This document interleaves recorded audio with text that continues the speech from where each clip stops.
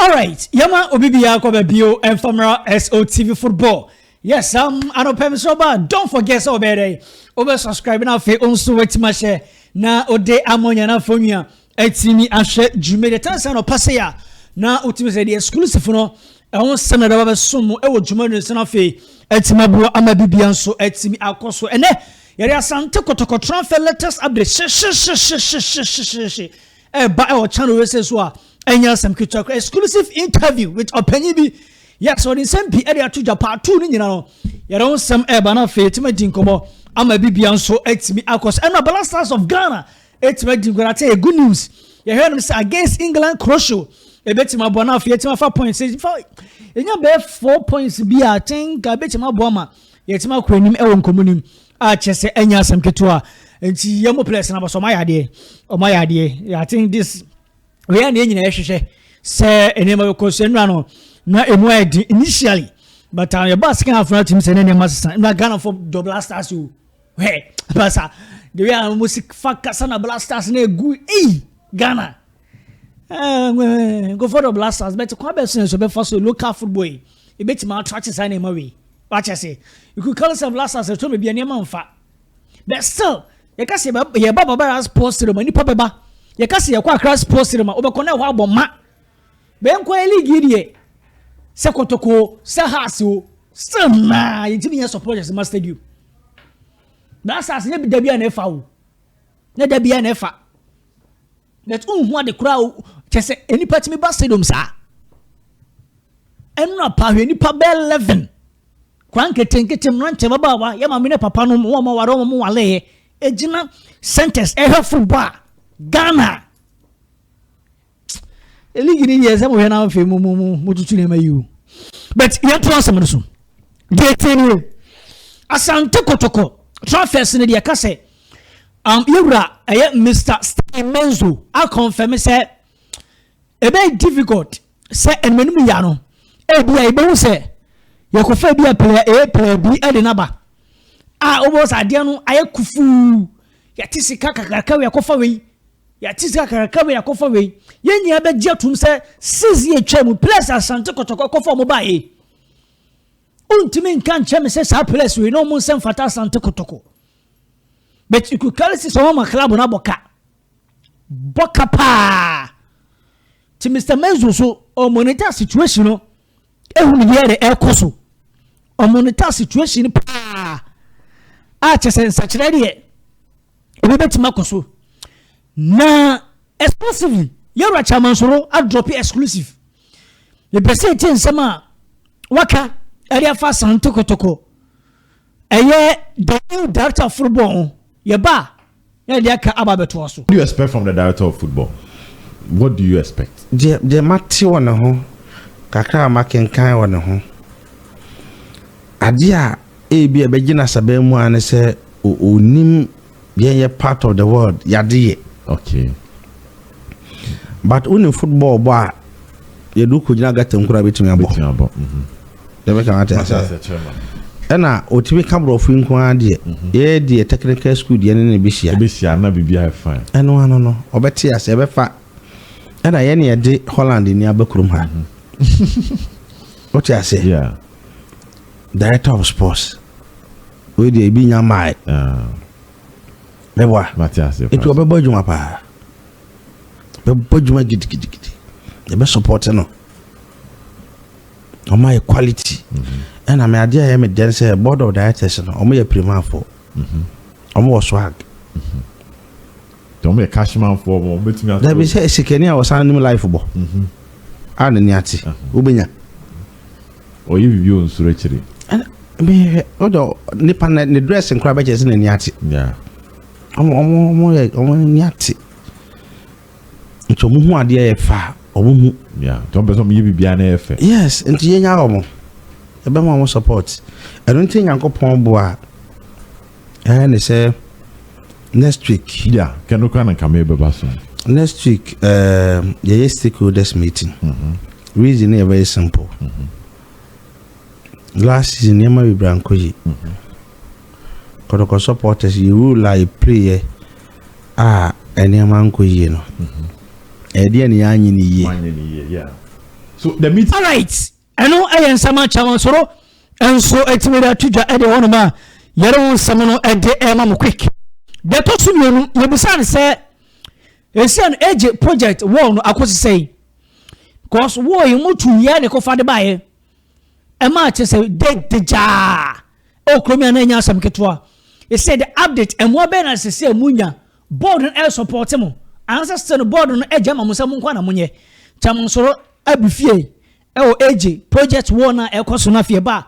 on so de aka aba beto aso What say chairman adakwaja ache yeah o de o hoda da was started the last time no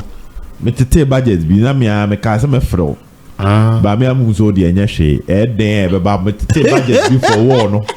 send nam say 5 million Ghana cedis me tete bi a the chamo say 10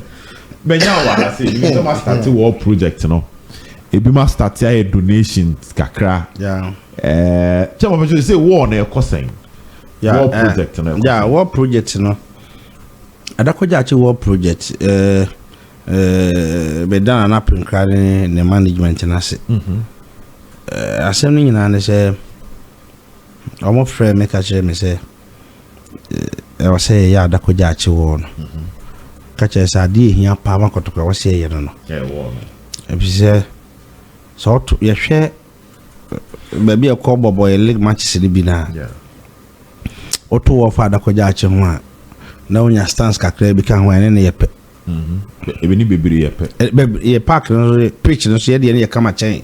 about 70% of Premier League your baby e bobo no enti ho be hia se first and first ye fancy adakwaja achi so na kan ne management na ma me bibi kakra okay ana me ye magen se mesresre bi enso aka ho na me de me workers no ekugu ha ne ye ne kakra nti boga me ye mele no na me pay be bitina kakra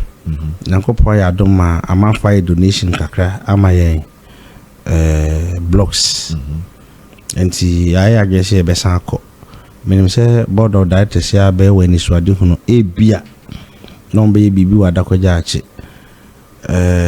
etimi no nshi ameka chere on say fence on the omunyama supporters no still na be say supporters yes omunyama supporters no na yenya wo no na sika am de be ye wo no omfanye bibi wo odakwaja kai project am be say ka supporters yetumi ye paaye ye beto fence on first ye to fence on ya ye circus amo America almost started project bi wa adakwaja achi Oma we foundation oma rezi akase be flow ye flow we sisi ya atense ya ebibi amakotoko nti me mpese omo nkwa na be ye se kotoko supporters nyina sum other ones be count yes kotoko supporters nyina sum na ye no mu nyina aka bom omo de no do so ye de kakra bi akoka ho na yetimi aya de na mana yi se emfi na ya ide amami mitimi boa emi yitimi to wo no na mitimi boa me nua no mo America yi emi yitimi flow sa da no na yinya gym any offices ne sa ne ma no ho at least board of directors ne so ba bi kakra minim se mfie na so no ye nse nyina ho abiem obi fufuro beto aso a odo so be bibi fufuro ha nti adwena e wo ho no nti me fasa akwanye so asere se obi o pepa so be boy na ya adakwaja achi wo no o ma blocks kakra e beje o ma cement e beje o ma iron rod e beje ade ba kwa me pese me ye ne se obi a obema me 1 cedi our say me the social media no obi yeah so far so the most why transparent part ade because I don't need kotoko to survive I was say me na ka kire me say kotoko sika ba me ho de me me de nko kotoko it may be we asi kotoko sika bi ama me ho me mpe me kon no order because of baby me fi yeah enti o ma me 1 cedi a me mo obi ehu o ma me 2 cedis a me mo obi ehu ye bebo abaso na ya hyew ni monyam because enye easy say obi use sika say e dey attack bi support enti o ma ya doyo sa kwan so the day can bon abaso na ya serebium say project na Kotoko supporters project and up in Krada Roma na omaye betri aye de shase enti no yemwa na yitimi wia em say be enmunyam de ama Kotoko abusu ne nyina na board of directors ye hu say supporters ye nso so moye bibi ye obibi kakra ye so ye na omo so aso nkran mo so aye bi aka ho amaye bibia board of directors be ye no mo ya Kotoko supporters because we share omo be di board chairman na twemo Kotoko how many of them and who almost stadium by your supporters you go so call e kire say bibia omo ye no mo ye ma ye what I say nti bibia ombe ba so ombe ye no I was say support omo no mutumi ye na omo kwa omo de amaye na ye share de hwa ye hu bi. So chairman, looking at this conversation, you know, so far project in a dream far because the last time I'm a bar on no one say mato one side kakra mato one side oche park ni mu nan oche park ni mu nan emu baako ya toa kosi one side wanti aka mu emiensa ya the back hole echo two ya two foundation dey almost foundation ya two be in construction mathematics me just be 70% ya two so foundation number 2 ya two be almost 3 sides ya we aya na say no ya two amana no okay ha ana be bu ha ya casting no okay and Dr. Chi started top ha yakɔhwɛ yɛ na enye bad nti bi ho a me engineers ne call yi blocks no because when you use concrete blocks okay you use 6 inches concrete blocks okay reason ne say yinim de da ache ho be ye nti me mpade a be ya san ye biem concrete block do ya so we are using 6 inches concrete blocks throughout blocks are using na mienim corridor stretch in cement ana ye wall no said the be ya ebe boy nti ibu a ye be san sesa no na ye adwen say the store bibeshim the store be share nim ho be share nim ha na the choose akosha no ho so that said that be ye bo match scroll ho no be person o to nsuo ene ade a obetimi nya ba bia to nsuo ni ade nti ye be say ye bibia enkoye bibia ye tempera ye ade be permanent preko nti say the dan board of directors no omba ye be kan de pese ye ene de ye na afi omososo afutuo bi omde be maye omo na otum for the team na ma na do mbe kire say ye nye no na ye wow right when any summer chamansoro etimidia tu yera fa Asante Kotoko AG project no a yede enwusam no ede emamu de to so bio Asante Kotoko transfers and adaba kwa na yenyina ye hwanum se esam painfo etimwa YouTube ni chance na fa YouTube no enso timinya opportunity na fa mutimi yere esi akan na de se kokofa press nka krabi kwa de aba yakofa press ka krabi ere aba be so rather than say yakofo bebre eno sensem chamansoro a drop exclusive ene ma yenti sema chairman enso de tuja supporters pe players akese toto board ni nyanka sa directly there but ko yehu Kotoko youth team no ebi mo sa yesu so yemfa youth team for ne mbra ne yemfa young guys bi kakra ne maybe about 3 years project chairman in case it's a board ne babonting I'm saying in case maybe your man call the usual Kotoko yen to talk kese no but you know projector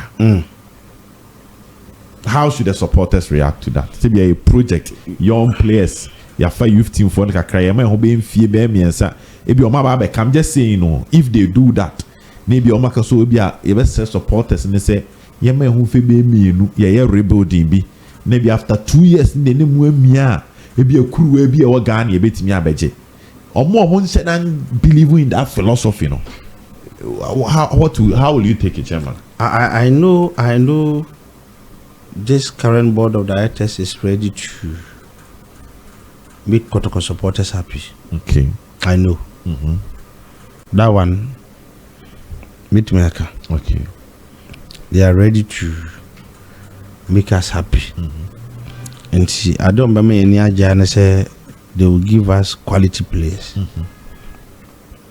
But me feel say also we need quality now. I'm young. Okay, quality and young. Yeah, yes, very important. And then you got to player age is very, very important. Number 2, the structure of the player, height, very, very important. Yeah, so you're cool now, okay. Yes, Very, very, very important. Player and height, very the physique, the nipediano, the general. So at least on the first on Stevie Odumo type, no, they have extraordinary quality. Bia size in Number 2, position now obono. And a crown why you can take it out to me. But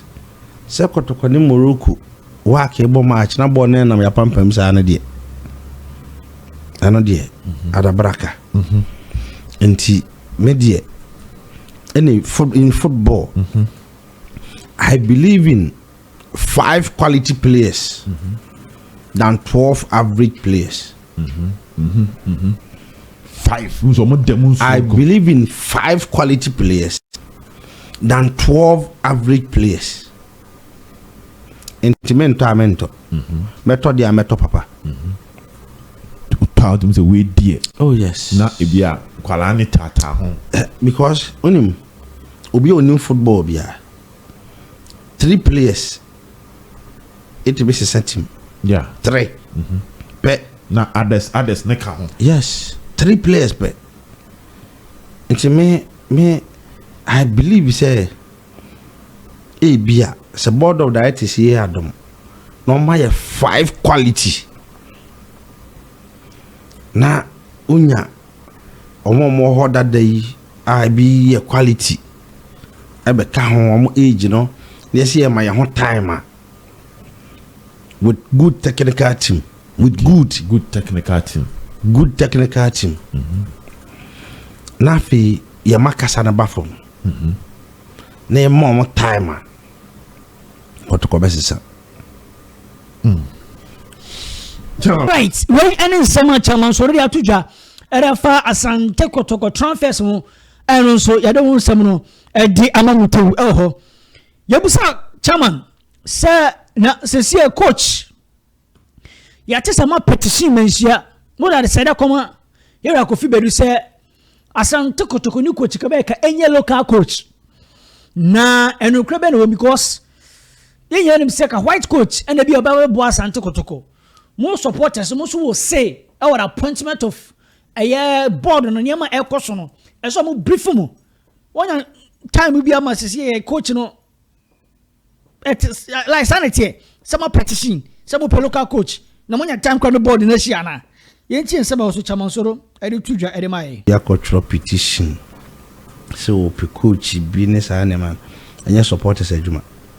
anya adwuma so sabe me matured kakra in terms of football and she mean say anya right nti ade a anya right na me nya de be gum any mas I will not do that my football ni bi yeah I have been a Kotoko management member before menim kwa ya faso ye adwuma so Koto supporter ona ko ka kire board members a board chairman say monko fa coach asumesi ana obenti no every appointment every management or never na constructively officer as a supporter obekire wadwan fa bibi ho you have every right and cry constructively because at the end of the day to day run of the club na eyom me need to miss her and me will to me cramp and kamenye okay obia be dia dance you can wait me bisa management etwam I am see no yes me pe course ofre panyimu we no afre panyimu we no Kotoko nsem bebrebe bokwa mo kama meti ansa na makobusa wo okay yes information bebrebe minim me dia ne say asem na ma chi a o manage dia ne a it's a management take decision no man can kyerɛ me a me musa ho asɛm me musa because so mu hia so mo bɛka kyerɛ me mo bɛka kyerɛ it will take decision bi no mo fi sɛ ɛho hia sɛ ɛbɛbɔ supporters chairman amane a ɔmo bɛbɔ amane right when ensɛm a ɛyɛ chamansoro enso etibere atujare ho nsɛm no ɛde ɛmamutew ɛnkomonim a ɛno so ɛnya asɛm ketewa na de tinie dame picking say foreign players either Mr. Menzo ne lesa so but temiye foreign players be 5 bi ebetimi alande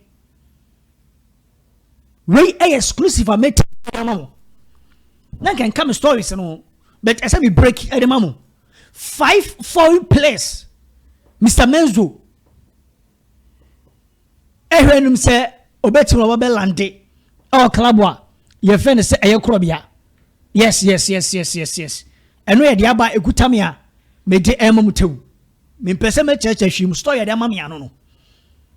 enti ye be se ne mai de enso ebesi akoba me so don't forget to subscribe na afi unso wetima share